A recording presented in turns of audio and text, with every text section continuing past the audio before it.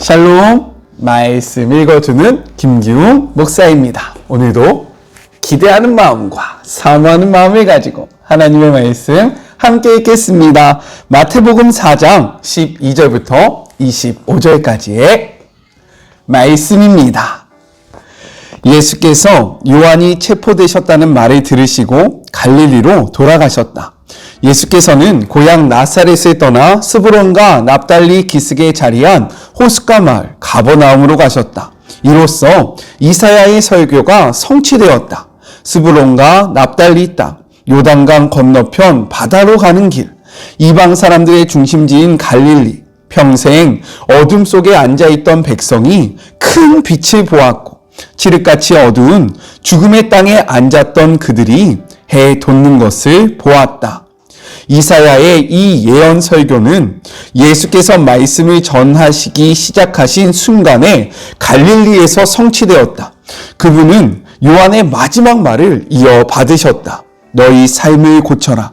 하나님 나라가 여기 있다. 예수께서 갈릴리 호숫가를 걸어 다니시다가 두 형제, 곧 나중에 베드로가 된 시몬과 안드레를 보셨다. 그들은 호수에 그물을 던져 고기를 잡고 있었다. 고기잡이는 그들의 평생 직업이었다. 예수께서 그들에게 말씀하셨다. 나와 함께 가자.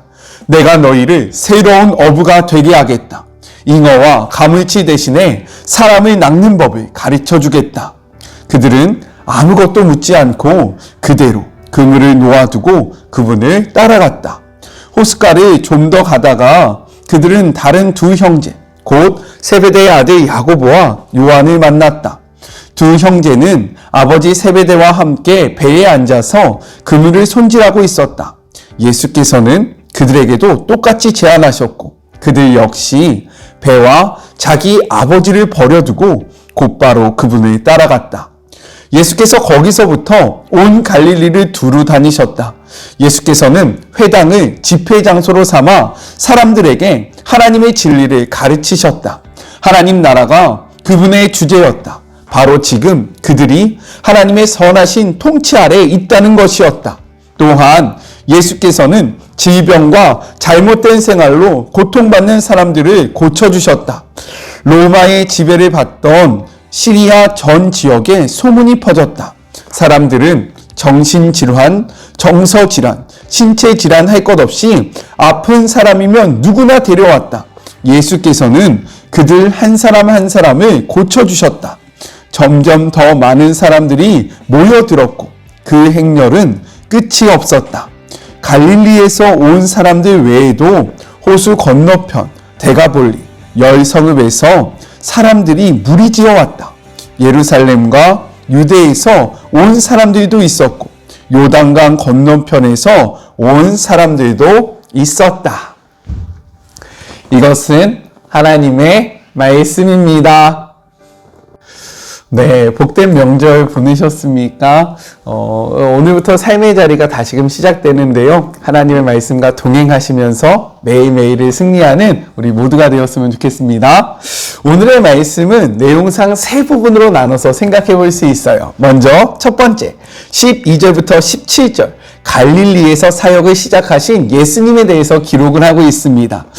요한으로부터 세례를 받으시고 또 사단의 시험에 승리하심으로써 메시아직을 수행할 준비를 마치신 예수님께서 이제 본격적으로 메시아로서의 공생애를 시작하시게 된 거예요. 우리 12절의 말씀을 같이 한번 읽어보겠습니다. 예수께서 요한이 잡혔음을 들으시고 갈릴리로 물러가셨다가 라고 이야기합니다. 이는요, 유대 사회에서 큰 영향력을 미쳤던 세례 요한이 퇴장하는 동시에 예수님의 사역이 부각되는 것을 나타내주고 있는 표현입니다. 그러나 예수님이 요한이 잡혔기 때문에 사역을 시작하신 것이 아니라 단지 시간적으로 요한이 잡힌 후에 예수님의 사역이 시작되었음을 나타내주고 있다는 거예요. 요한이 잡힌 때에 예수님은요, 갈릴리로 가십니다. 갈릴리 지역은요, 예수님이 성장하신 나사렛을 비롯해서 첫 사역지인 가버나움을 포함하는 팔레스틴 북부 지역의 전체를 가리키는 지명이었다라는 거예요. 즉 나사렛과 가버나움은 작은 그러한 소규모의 지역을 의미하는 거고, 갈릴리는 그것들을 포함하고 있는 큰 지역을 나타내고 있다는 겁니다. 이러한 갈릴리 지역은요, 인구 분포상 이방인들이 많이 섞여져 살고 있었어요. 그래서 이방인들의 영향을 많이 받았던 도시가 바로 갈릴리였습니다. 이런 이유로 갈릴리는요, 유대인들에게 멸시와 천대를 받는 지역이었다라는 거예요. 그러나 메시아로 오신 예수님께서는요, 바로 이곳 갈릴리에서부터 생애의 그 사역을 시작하시고 생애의 대부분을 이곳에서 하나님의 말씀을 전파하십니다.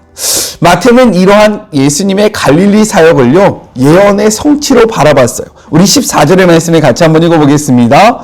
이는 선지자 이사야를 통하여 하신 말씀을 이루려 하심이라 일러스되라고 기록되어 있습니다. 이사야의 말씀은 무엇이었냐? 바로 9장 1절부터 2절의 말씀인데 같이 한번 읽어볼까요?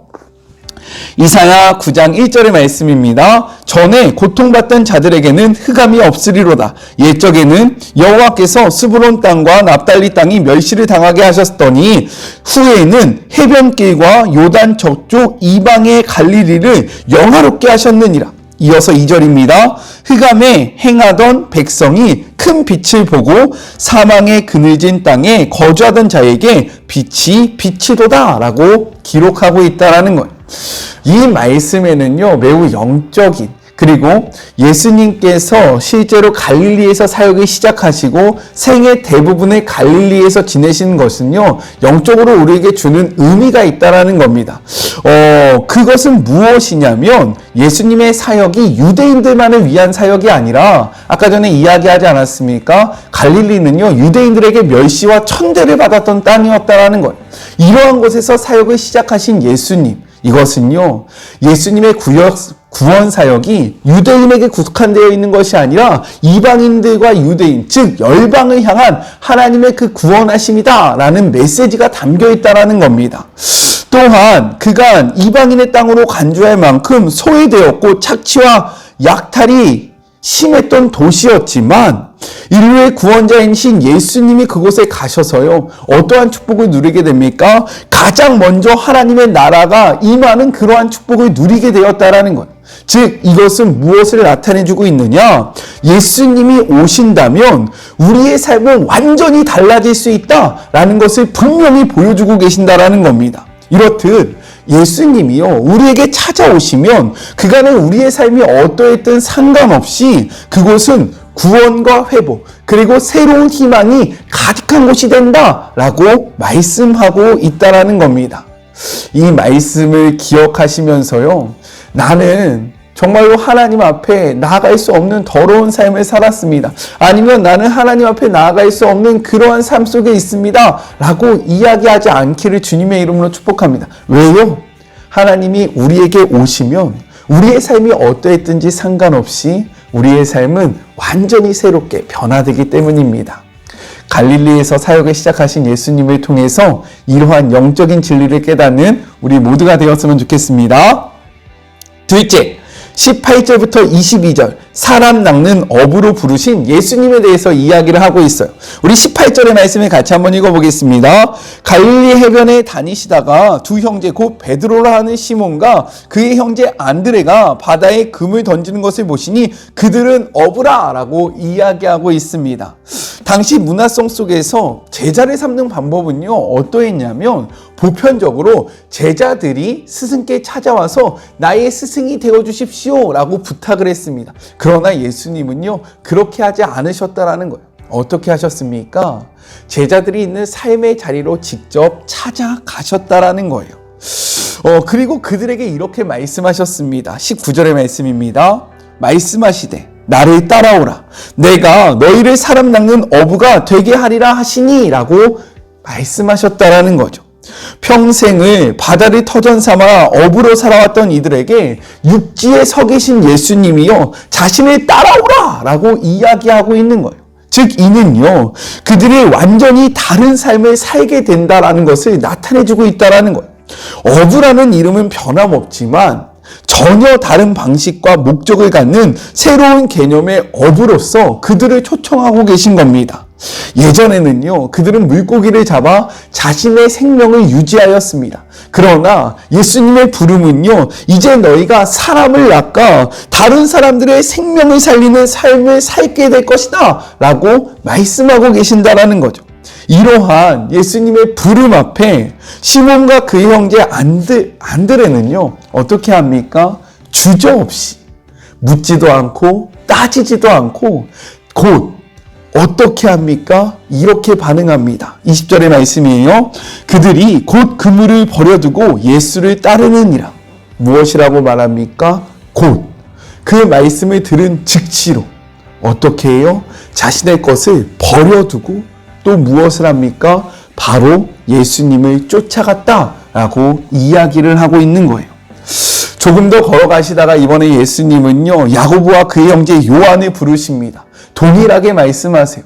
너희를 사람 낚는 어부가 되게 하겠다라고 말씀하세요. 그러자 그들도 주저없이 예수님을 쫓는다라는 거예요. 우리 22절의 말씀을 같이 한번 읽어볼게요. 그들이 곧 배와 아버지를 버려두고 예수를 따르니라. 그런데 특별히 일터와 삶의 자리를 떠함에 더해서 아버지를 떠났다라는 표현이 기록되어 있다는 겁니다. 이는요, 이제 그들이 배우고 쫓고 따라야 하는 대상이 완전히 바뀌었음을 이야기하고 있는 거예요. 아버지는 누구입니까? 그들에게 삶의 방식을 가르쳐주는 그러한 롤 모델과 같은 사람입니다. 어떻게 살아야 하는지, 고기는 어떻게 잡아야 하는지, 어떻게 할 때 고기를 많이 잡을 수 있는지, 그물을 어떻게 만들고 배를 어떻게 띄우고 이 삶의 모든 지혜를 가르쳐줬던 그 대상이 아버지라는 거죠. 그런데 그 아버지를 떠난다. 즉, 지금까지 고수했던, 지금까지 갖고 있던 삶의 방식을 떠나서 이제 우리의 영적인 아버지 되시는 그 예수님의 가르침을 받아 살아감을 나타내주고 있는 표현이다 라고 이야기하는 겁니다. 성경은요, 우리에게 이렇게 말씀하고 있어요. 누가복음 14장 26절의 말씀입니다. 무릇 내게 오는 자가 자기 부모와 처자와 형제와 자매를 더욱이 자기 목숨까지 미워하지 아니하면 능히 내 제자가 되지 못하고, 이어서 33절도 읽어볼까요? 이와 같이 너희 중에 누구든지 자기의 모든 소유를 버리지 아니하면 능히 내 제자가 되지 못하리라 라고 말씀하셨다라는 겁니다. 이렇듯 예수님의 제자가 된다는 것은요, 자신에게 집중되었던 삶이 이제는 다른 이에게 향한다. 우리에게 집중되어 있던 시선이 다른 것을 바라보는 것을 나타내주고 있다는 겁니다. 또한 우리가 쫓고 배우고 따라야 하는 그러한 대상이 완전히 새롭게 됨을 의미하고 있다는 거예요. 그런데 여기서 중요한 사실은 무엇이냐? 우리는 모두 예수님의 제자로 부름을 받았다라는 겁니다. 아멘이십니까? 그렇기에 우리도요, 예수님의 부름에 주저없이 모든 것을 다 버려두고 예수님을 따랐던 그러한 제자들과 같이 우리 역시 우리의 삶의 모든 것들을 내려놓고요, 그리고 우리의 삶의 방식을 다 내려놓고요, 예수님을 쫓아야 한다라는 거예요. 이러한 삶을 살아가는 우리 모두가 되기를 주님의 이름으로 축복합니다. 미련을 두지 않는 것이, 미련을 두지 말고요, 예수님을 바라보며 묻지도 않고 따지지도 않고 그분과 함께하는 우리 모두가 되어봅시다. 아셨죠? 마지막 셋째, 23절부터 25절 천국 복음을 전파하신 예수님에 대해서 이야기를 하고 있습니다. 23절의 말씀 같이 한번 읽어볼게요. 예수께서 온 갈릴리에 두루 다니사 그들의 회당에서 가르치시며 천국 복음을 전파하시며 백성 중에 모든 병과 모든 약한 것을 고치시니 라고 이야기합니다. 먼저 예수님이 하셨던 것이 무엇입니까? 두루 다니며 복음을 전파하신 겁니다. 이스라엘의 역사가 요세푸스는요, 그의 기록에 무엇이라고 이야기하냐면 갈릴리는 약 200여 개의 성읍과 촌락들로 구성되어 있으며 인구는 거의 300만 명에 육박하는 매우 큰 도시였다라고 이야기를 합니다. 갈릴리 지역은요, 작은 곳이 아니었다라는 것. 그러나 예수님은요, 어떻게 하셨습니까? 이 큰 곳을 두루 다니시면서 하나님의 복음을 전파하셨다라고 이야기하고 있는 것.